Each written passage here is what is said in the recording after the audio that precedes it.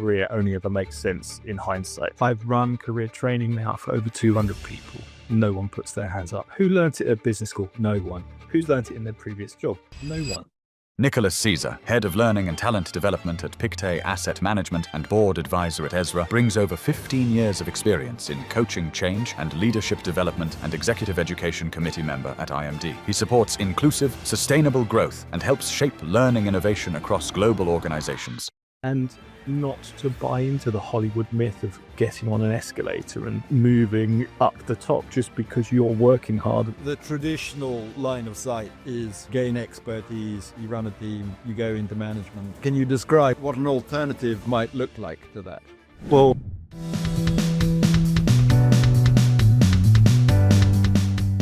hi Nick, it's great to have you on The Power Between. Roddy, it's great to be here on The Power Between. I've been listening to some of the other podcasts while I've been in the gym, and they've been a great accompaniment. Excellent. Well, has that given you a bit of power in place rather than power between? I need to reflect on that one. Probably not as good as some of the music I listened to, but certainly it allowed me to reflect when I was recovering. Excellent. Well, I'm delighted to hear that. Nick, it's great to have you on the show. We've been sort of in each other's orbits and aware of each other for well over a decade, I think, but the way this sector works, but we haven't been in close communication for a while. You've recently arrived in your current role at Pictet, but I always think it's best for the person to introduce themselves and give their reflections on how they've got to their current position and a bit of the journey there. So maybe if we kick off with that would be useful. Yeah, I'd be delighted to. And I like to listen to myself tell this story because I will always tell it slightly differently. Yeah, I've been at Pictet now for just over a year. So I think for the purposes of this podcast and your listeners, what I'll share are kind of more observations and experiences that extend well beyond that. I started out my career in the climate change space, so working in a climate startup, incredibly passionate about things like planetary health, things like sustainable systems design. And through that work in the startup, I was getting feedback. I was working with a sort of McKinsey and Boston consulting types that I was quite naturally good at consulting. And so I moved more broadly into consulting around climate again, sustainability, non-financial risk, that sort of activity.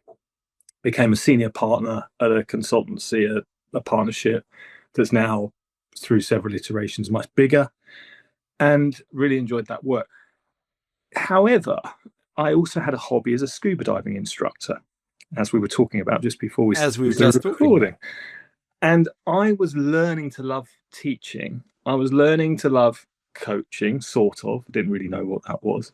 And even entertaining adults and helping them learn new skills, actually skills they needed to acquire and keep. Otherwise, it would be quite unsafe not to have those skills in the context of an underwater environment. And then at work, I was introduced to this organization called Ashridge Business School by a client of mine who seemed to provide the perfect playground. It was a sort of a trifecta of being able to teach, continuing to consult, and start to do some research in areas I was interested in. So I joined Ashridge Business School and worked as a program director, taught a bit on the MBA, did some coaching. I mean, it was a massively steep learning curve. I did a couple of master's degrees, coaching qualifications, all of that sort of stuff when I was there, but loved it, complete playground. And then the head of the consulting division, a chap called Phil Mix, who's an incredible OD consultant, used to work with Barack Obama back in Chicago, got a real pedigree, said one day I should go in-house and take my own medicine, live with my own medicine. And that's when I joined RBS as head of their business school. And I generally worked in senior kind of leadership development, executive development at RBS, now NatWest, but did have 9 roles over 10 years, including 6 years in the investment bank, doing learning, talent, leadership development, very hands-on as well. And when I left there, I was responsible for the group's leadership development, talent development, internal coaching practice, and agile coaching as well, and the sort of agile transformation coaching support. I got a call from Pictet, which many people haven't heard of, but it's a 221-year-old financial services organization based in Geneva. Then I joined them in 24, and I have to say, for me, the values alignment has been the main reason to join, because they are globally renowned for environmental investing. I only invest in those sorts of investments myself personally due to my own value set. And they're just a wonderful organization. So I'm very happy to be here. And currently I work in the asset management division. I'm responsible for learning. I've had to write this down, sorry. Talent, leadership, performance, and organizational development more broadly. So that's my current job, but it's a nice sized organization I can get my arms around, quite a different scale to NatWest. So I'm rolling my sleeves up a lot more and really loving that. So it feels a bit more like being back at Ashridge in a way. I'm also a board advisor to EZRA, which is a large sort of scaling coaching platform. I've got a close affiliation with IMD, with Corporate Research Forum, and an organization called On Purpose, which transition talent from corporates into social enterprise through a year-long program. So got my hands in a couple of other pies, probably fingers in pies, and so I think I'll draw on some of that in this conversation, if that's okay with you. I'm so glad I asked the question, because I had no idea about that early start in the climate change sustainable world, and it's interesting to see how that connects now back into some of the stuff. I mean, when you said Pictet is sort of more aligned with that, and then the on-purpose pieces at IMD clearly are sort of closing the loop once again on that. Yeah, and look, Roddy, I teach career management here. It's one of the things I'm majoring on, and I have to say your career only ever makes sense in hindsight. Yeah, I mean, it was Steve Jobs or someone who said that, wasn't it? That you can join the dots very clearly when you look backwards. But looking forwards, no sense of time. We tend to look forward in organizations, and we look forwards and upwards to the top of organizations to see where our trajectory might take us. But I think you've got some sort of clear thinking about that not necessarily being it's not a mono track, really. There are other routes in career development, and by the time you've got to the middle of organizations, there are choices and opportunities to be made, and I think that can be really challenging for people in the middle of organizations, what those possibilities are. I mean, the different organizations you've been in, Ashridge, which I know quite well, is an organization that employs lots of individuals who have got individual research, so that's its one way. I imagine NatWest RBS is much more sort of formulaic in how you can progress, and I'd be interested to hear what Pictet is. But I mean, what's your sort of take on? It's interesting when you think about different organizations, and once you've been around a while, how they are structured and how they are led and how they are owned and operated as well, has such a huge implication on careers. And Ashridge is very different. I think they were a lot of kind of heads on sticks, really, quite atomized, that kind of came together around the client, a bit like a consultancy would do. And they tended to hire quite senior people, so there wasn't much of a career track. I think RBS would be, or NatWest would be quite typical of any sort of large multi-divisional matrixed sort of somewhat international organization that has an awful lot of structure and guidance and process to help people navigate their careers, or at least see where they could potentially go, and ideally lots of support with technology like talent marketplaces and things like that. Pictet, again, actually a little bit like Ashridge, tends to hire quite senior people. It's grown a lot in the last couple of years, but currently it's sort of more stable. But I think the theme that runs through all three organizations, and I say this now as somebody that's far more literate about career management than I was even a year ago, because I've done a lot of work with an organization called the Career Intelligence Academy. I've run career training now for over 200 people. Every time I run the workshop, I say, okay, who learned about how to manage their career at school? No one puts their hands up. Who learnt that at university? No one puts their hands up. Who learnt it at business school? No one. Who's learnt it in their previous job? No one. It's not something that gets taught. So as a consequence of that, we have incredibly binary ways of thinking about our career. We either change job or we change organization, or we don't change and we're either satisfied or really annoyed. And that's being characterized as quiet quitting or job hugging or those other things. So we kind of expand out from that and talk about the untested freedom you have within your current role to expand and create more joy and more purpose and more activity from where you are, and not to buy into the Hollywood myth of getting on an escalator and, moving up the top just because you're working hard and the organization will recognize you as a response to that. That never happens, even in organizations that have very clear career paths. And then, more importantly, understanding what brings you joy in your work and never allowing anyone to seduce you into letting go of that. And that's so important, and something that people don't interrogate until they've lost it. And at Ashridge, we ran a program with senior partners of one of the big four who had often gone up the ladder all the way to senior partner and never questioned whether they were against the right wall or not. Only at senior partner did that career crisis happen, because they'd had lifestyle inflation and all of these things that go with those promotions, and never questioned it. And you end up with this enormous kind of existential problem. So I do think alongside that is the myth of becoming a manager and what that offers in terms of responsibility, resources, place in the hierarchy. And we don't test that assumption enough amongst this career thinking that we do. Yeah, I'll stop there in case there's any questions. No, you're on a roll. But I'm fascinated by, so the work you've been doing with this organization, what did you say it was called? The Career Intelligence Academy, yeah. Academy.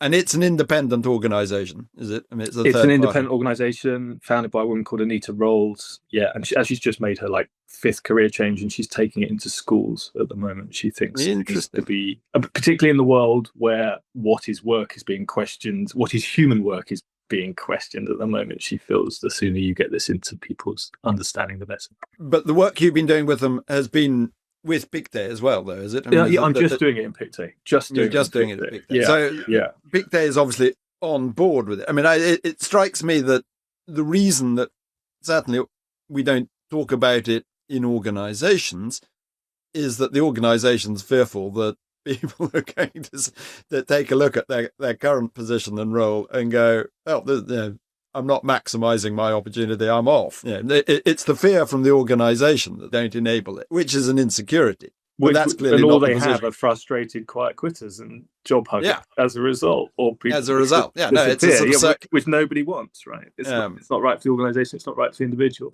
So having run it for over 200 people, we've not had that as a problem. So I can tell you. That's worth saying.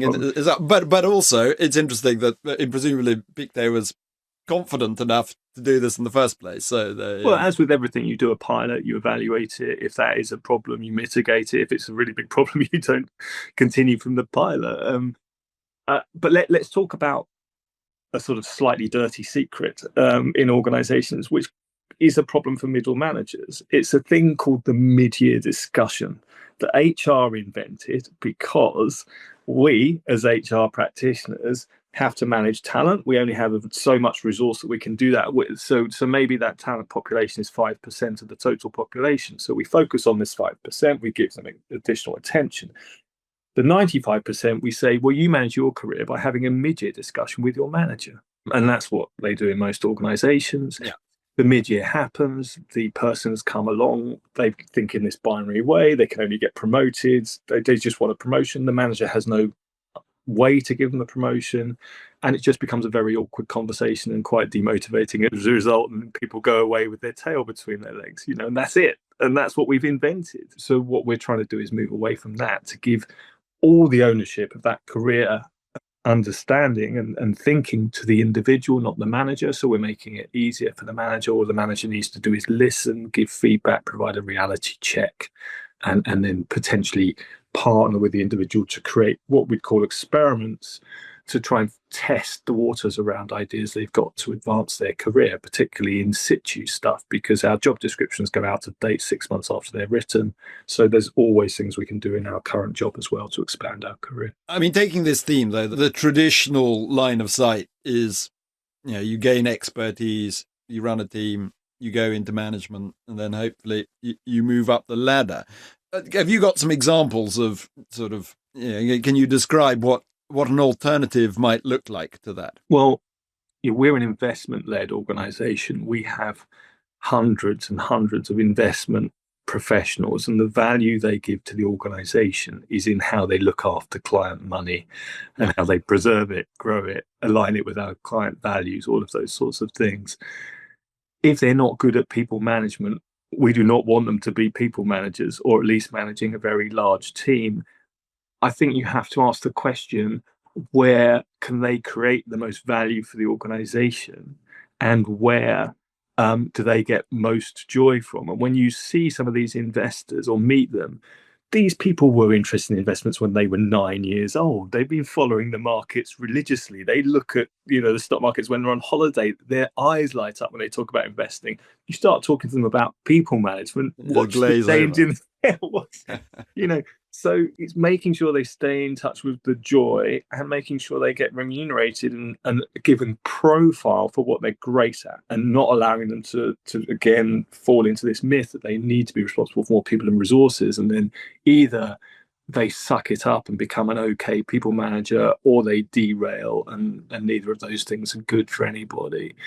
I really love Roger Martin's line when he, in his, I think it's How to Think book, when he talks about, when you create a layer in an organization, or like, let's call it a management layer, that layer has to generate much more value for the organization than it costs. And I think we have to be really careful about, when we layer in managers or make people managers, and ask the question about value creation. Like, is making that person a manager going to create more value for the organization than it costs, including the value we've taken away by taking them further away from the thing that they were great at in the beginning? And so creating that equation, understanding that, and helping them be part of that conversation about value creation is, this the way I would think about it. But we do a lot of work on profiling our experts and showcasing our experts, whether it's in technology or in risk or the investors, to showcase that these are, at least as important as the management layer in the organization. There's a sort of dissonance here, though, isn't there? That we look at our career as one of the ways we judge it, or probably the primary way we judge it, is not just the job title, but raw cash too. Are you getting paid more? And, as you move up the ladder, you expect to get paid more. But we also know that lots of people get to a certain level and bail out and go and do something completely different, where they may well be getting paid vastly less. So, and we also know from the from research that the money, extrinsic monetary reward, is actually of marginal importance after a certain level. How does one manage? But within an organization, the idea that you can be moving roles, moving jobs, improving your career, but not in the same organization earning more, is is a difficult one to get our heads around, I think. And I wonder whether, is that an issue that is well observed in organizations? And if so, how do you sort of handle that? I don't think it's particularly well observed yet. I do think, people like Josh Bersin and Laszlo Block have spoken about this for a while. The fact that the way we remunerate and think about performance management is based on a industrial factory model of the norm curve of performance rather than the power curve of performance. And I think Google for some time have been looking at a power curve way they remunerate and reward people. So just on the sort of pay side, it doesn't matter where you are in an organization where people are looking at the value creation of particular individuals. Those people get remunerated at the value creation level. They're very good at that with their top programmers at Google. And so I think, because Josh Bersin talks about the AI powered super worker, as you start to break this idea of the norm curve distribution of performance, and you can see people that are kind of really into their job, really good at it, passionate, and we start to align remuneration more in that way, the less we'll be worrying about the vertical hierarchical moving up an organization. And frankly, in firms like these sort of asset management firms, particularly on the investor side, performance is transparent. It's completely transparent. So that there is automatically a disconnect between hierarchy and pay. But obviously this varies industry to industry. I mean, I think Pictet is interesting because, as you say, it's very transparent, that, and you really need that expertise in the right asset management side, in the right place. And as you mentioned, the people who are good at following and analyzing organizations, companies, their stock prices are not necessarily going to be good at handling people. And so that sort of team manager part versus being an expert. I mean, how have you seen that evolve? I mean, particularly perhaps the difference between RBS or NatWest these days and in Pictet. I mean, I think you referred to it as the complementing of managers with teams. Yeah, so I think team literacy is incredibly important, and the idea that the manager is solely responsible for the performance of the team is a little bit unfair. I don't see enough attention being put to teams in organizations, and I think all of us, whether we're a team leader or not, are team members and need to be team players and team contributors and understand how, and we're often members of up to 5 teams as well, right? Aren't we? Some of which are outcomes based short term, some of which are more permanent. Having a team literacy where well, this is the team I'm part of, this is my role within the team, and this is how I can be a great team player within it. Again, remove some of that noise for the manager and the pressure on the manager to be all about performance of the team being solely about the manager, and help the team to be more empowered and agentic around the team's overall performance. So if I think about NatWest, when I joined, I think there was something close to 300 major restructures in the first year that I was there. But to be clear, you joined NatWest 2014, yeah, right. 2014. So it was it was going through a lot of change. It had its existential crisis, and it was trying to glue some of the pieces back together, basically. Completely on a kind of semi-permanent basis. But of course, every restructure brings a bunch of people together into a new team that may not want to be together, at least initially. So it became obvious we needed a kind of a model of team, a way of talking about team, a way of thinking about team, and a way of supporting teams that reduced the friction that would be evidently created from all of those restructures, and try and get them from sort of friction to fruition as quickly as possible. And we did that through, creating firstly, a team model that was appropriate to the strategy at the time. Secondly, some team coaching faculty, myself included, working with lots of executive teams and leadership teams at the time, taking them through a series of activities to help build their operating rhythm and remove some of those friction points.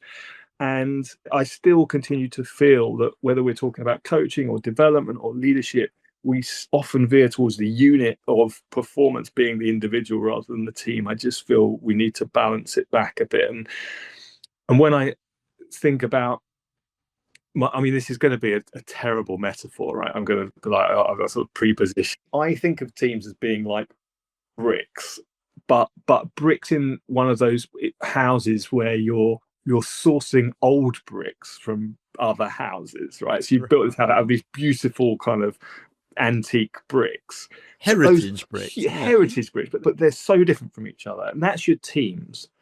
And you can have more variation within an organization between teams in terms of cultures, behaviors, norms, performance, so within organizations, greater variation than between organizations. And I think culture, performance, everything stops and starts with teams. So they're your teams.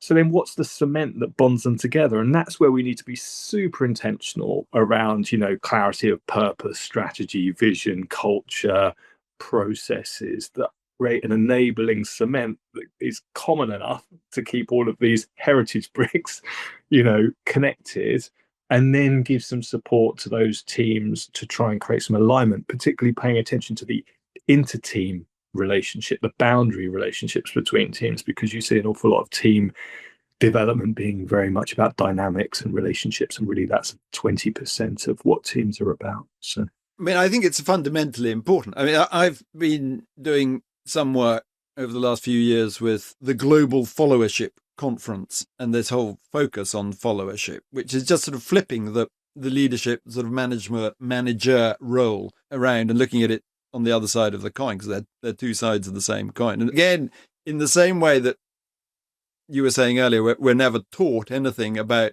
how to look at our career and manage our career. We sort of have we're never really taught about leadership either till we're in a leadership role, but at least there's a lot of discussion about leadership and it's out there and we've all got our ideas about it. Yeah, and our parents taught us lots, whether it's helpful or unhelpful. Yeah, exactly. There are role models out that are obvious to us and that we can copy or not. But how to be a good team member or how to be a follower in that jargon, which doesn't mean being a sort of a placid sheep just trotting along. It means contributing, challenging in a constructive way and supporting. I don't think that ever gets any daylight in on it, does it? No, and also every team leader is a team member of another team, right? So I don't understand why we're so far behind the curve on teams compared to individuals. You just take the coaching industry.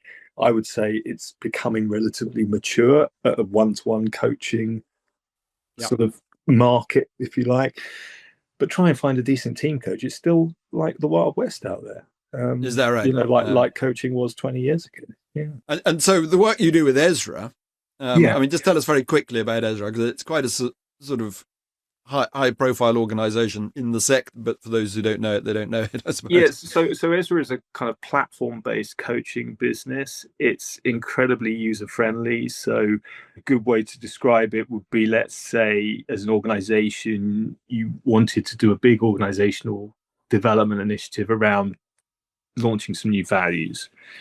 So this is I won't say the company, but this is an example of how EZRA would get used. So the CEO would have a town hall with the top 500 and say, these are the new values. Tomorrow, you're going to have a black bag sort of FedEx to you. Within there's going to be a EZRA branded battery and a little phone stand and some instructions on how to download the app. That all arrives the following day.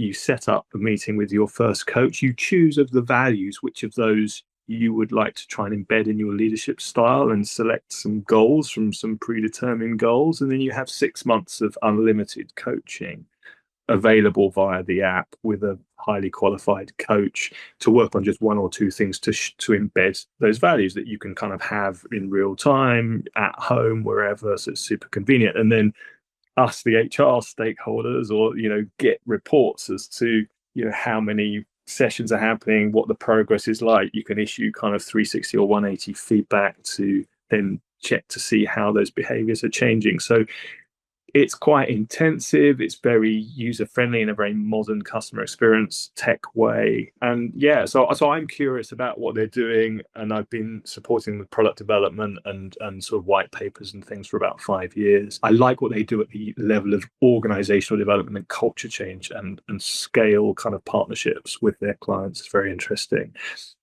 Compared with what is now a new market, which is pure AI, non-human coding. Yeah, well, I was going to ask you about that, how it plays against that. Yeah, so I think that's a goal. It's changing all the time. AI is evolving before our eyes. Quite hard. What I find really interesting about the AI coaching, so some organizations, back to middle managers then, are giving their middle managers AI coaches, as soon as they become managers, which means you've got real-time support, which I think is absolutely fantastic. And I do think that technology will help middle managers, because you can't, in large organizations, afford executive coaching for all of your middle managers. But the strange thing that's happened with AI coaching is the answer to the question, well, what if you had a coach 24 hours a day? How would you use it? And that question's being answered through these AI coaches, because of course you could never have an executive coach 24 hours a day, but now we're giving people an AI coach 24 hours a day. And the answer to that question is actually it's quite tactical.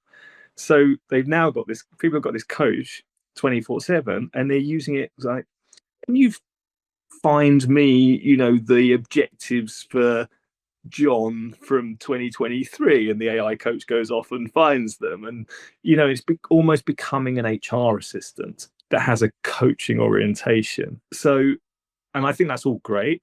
And I can give a concrete example of one and how somebody used it recently that I thought was quite interesting. But what it doesn't do is put us into a place of reflection and metacognition that easily, which I think is where a human coach can really help. Having a space that you can stop and be asked deeper questions, held in silence, held in discomfort, all those things that a human coach can do to really help you shift into the uncomfortable space of behavior change. I don't think that's where AI coaching is being used effectively.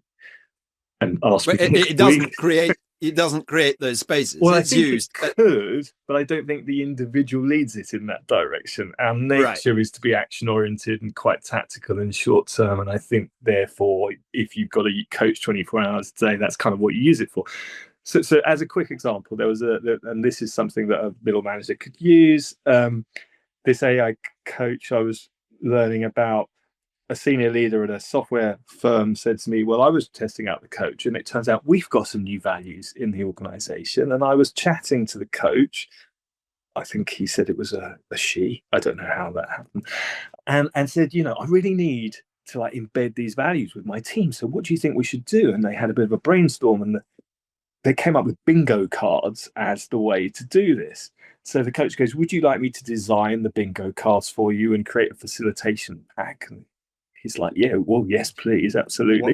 Why wouldn't you? Yeah. And so that gets emailed to him. And so that's all fine. We know ChatGPT can do that anyway.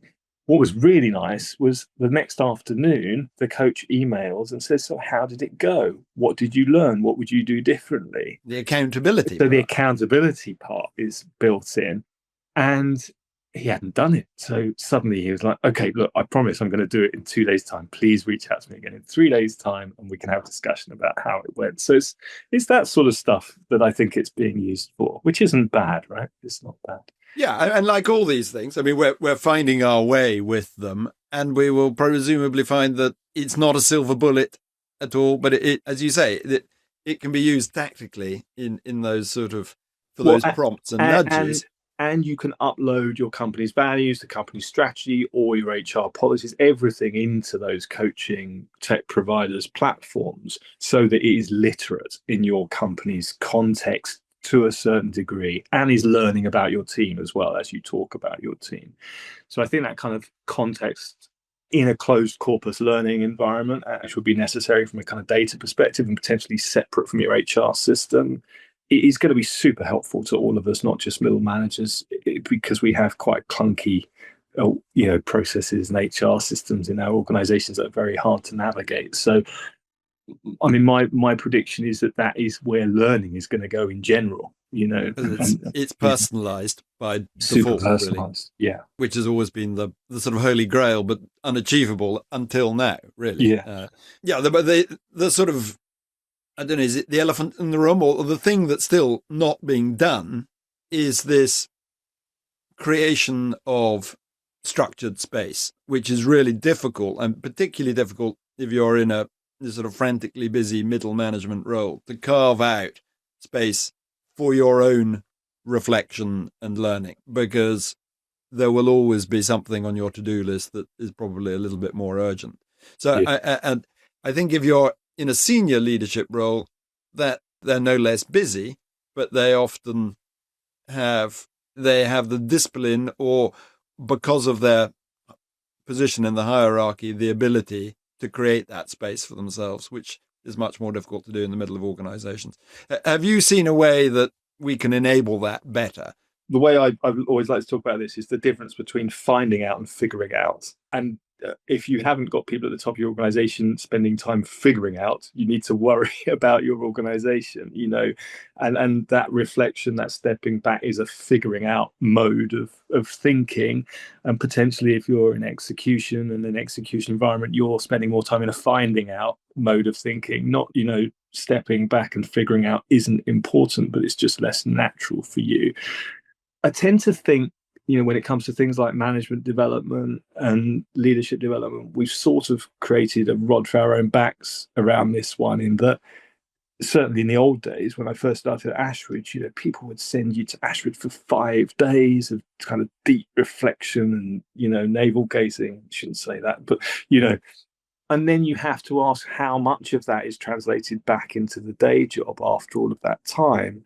And we set up this issue for ourselves, really, that development takes this inordinate amount of time. And I really started to challenge that in the investment bank at NatWest, because when you do that, the only people that come on your programs, assuming they're not mandatory, are those that have the time to. And then all the people that are far too busy don't come. So how do you create that kind of figuring out, or at least developmental space for the really important busy people in the organization? And I think that's the important thing. So certainly in the investment bank at NatWest, I hired an amazing guy called Martin Lecomte, who became head of management and leadership there. And he wrote a book with Elizabeth Fox called The 10 Golden Rules of Leadership. And, he's got some really good things to say. But we basically started from the premise of, let's remove some noise for these managers. How much of what we're going to teach them are they going to use every single day? Let's only teach them and help them gain capability around things they're going to use every single day. And everything else, we're going to either bundle into resources or checklists, or we're going to challenge whether they need to do it at all. Let's strip the noise out. And we started by going to HR services and saying, what's the biggest amount of complaints you get from managers in the organizations? Let's look at your complaints list. What are they really worried about? Let's go and interview some managers. And once you start stripping it all back, I was interesting. I was listening to my friend Phoebe Garfinkel being interviewed by you, and she was talking about how, vision setting needs to be a core skill for managers. And I actually think you could put that into a checklist. So we have got slightly different views on that sort of thing. So we created a program called Leading Every Day. And it really was the things you should do every day. Everything else, here's the resource pack, here's like where to go when you need it, how to have a good performance conversation, how to manage an absentee, a long-term absentee, how, all of those things became checklists because they're episodic. But then we put in how to, leading every day was the thing we did. And then alumni of that program, we had brown bag lunches with every Tuesday in the boardroom of the trading floor. This was in London, and we then started doing this all over the world, where those alumni would come together and go, you know what, I've got this nightmare situation with this person on my team. Can anybody help? And then that generated more figuring out spaces every Tuesday. And every Tuesday became that kind of manager alumni group. They'd get together and support each other. So that really helps. But because it was a much shorter program, we got the important people on it, which we'd never have got if we created this enormous reflective intervention. We also took over a broom cupboard, by the way, on Tuesdays for one-to-one coaching. Every Tuesday we had a broom cupboard that you could come in and sign your name up on, and then come in and have a one-off kind of rapid coaching session on anything that you want. So the rapid coaching session was with a coach, or we had trained coaches in the organisation, internal coaching faculty. But that brown bag lunch is really human, though, isn't it? I mean, it's sort of relatively unstructured, but the space has been formalized and created, and that's often the difficult part, and people then come to it of their own volition and engage, presumably. And one of us would be there. So if we had to dive into a particular bit of theory or showcase something, we could do that as well. But once you institutionalize it and it's every Tuesday, then you get this momentum, because people are like, oh, you know what, I need to go next Tuesday. I've got this thing I need to work on. And then you start. It becomes important. I mean, it becomes part of the ritual of it, but it also becomes part of the sort of the culture as well. Yes. And it's supportive and it's productive. And in fact, it's inexpensive too. Completely. Both in terms of finance, but also in terms of time, because it happens during lunch, basically. Well, that's it. So the sessions I run here, like the career one I was talking about earlier, I've got one on feedback, looking at one on the trusted executive, a couple of others. They're no longer than 3 hours. If they're longer than, and I will be happy to run them late in the afternoon as well. And in that way, we get those investors I was talking about coming along, and after the market's closed. Yeah, exactly. And we create the spaces for them because they need it too, but they also are very aware of where they need to be during the working hours. And otherwise, if you don't do that, as I say, you'll just end up attracting the people that have time to do it. Yeah, and I think it's a real issue, that, isn't it? I mean, it is. If you make it entirely voluntary, well, only the people who think it's useful or interesting will turn up, and the people who probably need it or are skeptical about it and could perhaps be most benefited by being exposed to different perspectives won't bother coming. So that remains a live issue to get round. And that approach is now being extended across Pictet slightly differently, but the similar idea. They're called boosters. So we just and it's this idea that you have 3 hours or even a day on just one topic, and you really drill the topic. And I think that's far more effective than sort of spraying a variety of topics over several days. And the one I'm very focused on, as I heard Phoebe was, is feedback. I think feedback is the key to unlocking everything. And also that leads me to another point around how you develop people where they're at, is going to the team and developing the team rather than taking an individual out of the team and developing them. Go to the team. So we've got one of the businesses here that have asked that we put each of the teams through this feedback training, and a third of that training is how we're going to make it work in the team. They create an embedding plan for the team, and how do we hold each other to account? What's our mechanism for doing that? So as soon as you've created that in your development intervention, you've got a much higher chance of stickiness and success because they've got something to hold each other to account on.